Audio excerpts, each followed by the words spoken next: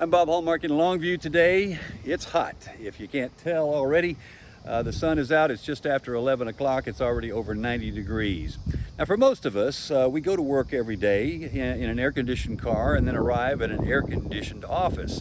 But for a lot of people who work for cities and municipalities, it's different because they have to be outside doing the necessary work that needs to be done.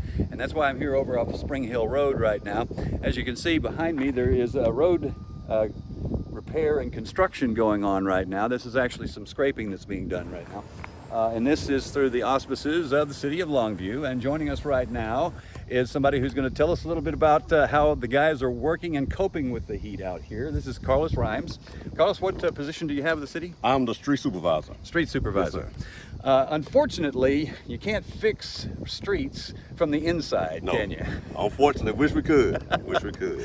Tell us a little bit about what's going on right now. The guys are out actually, I guess, doing some scraping at this point. Yes, sir. So this is called the milling operation. We use this for most of our big projects, it's more of the main road, highways or whatnot. Mm-hmm. And so, like I say, usually this consists of our biggest crew, about 6 to 7 employees, and it does get hot out here. Yeah. And that's really what we're talking about today. Is there, from carpenters to landscapers to cable layers to city workers, there are a lot of people that have to be out in the elements to actually get the work done that has to be done. Mm-hmm. You obviously take a lot of precautions during this summer heat. I'm guessing, what are you telling your employees at this time? So basically every morning we let them know about, make sure they're drinking more water. Don't drink it once you get here, but also drink it before you even get to work.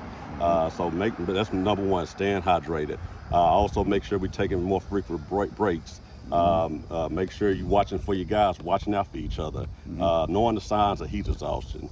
That's one thing we struggled with last year. And that's pretty much it. We got a good thing about the city is that they provide us with all our hats, with shades, all your protective gear to make sure you keep it cool. And that's the important thing. You mentioned heat exhaustion, which is something that the fire department has to deal with a lot because they get a lot of calls on this.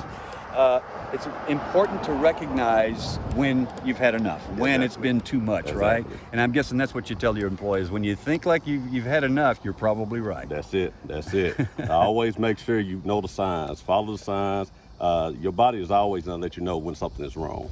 Is there a way that the guys are doing it like in increments? I mean, do you encourage them to take, I guess, scheduled breaks or breaks when they actually need it? Yes, sir. So throughout the day, usually it's about 3 breaks. You have your break before lunch, you break after lunch, then your lunch.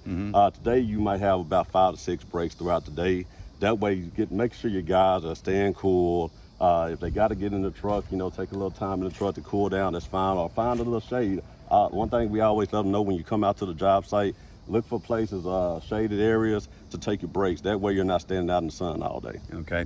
And obviously this is tough work. I mean, to be outside for any length of time in 100-degree weather doing work, particularly on a roadway which radiates heat as well, that can be a tough job. So obviously it's not for the faint of heart, I guess. Oh, you really got to be built for this out here. Yes, sir. All right. Well, listen, we hope everybody stays safe. I know that you'll make sure of that.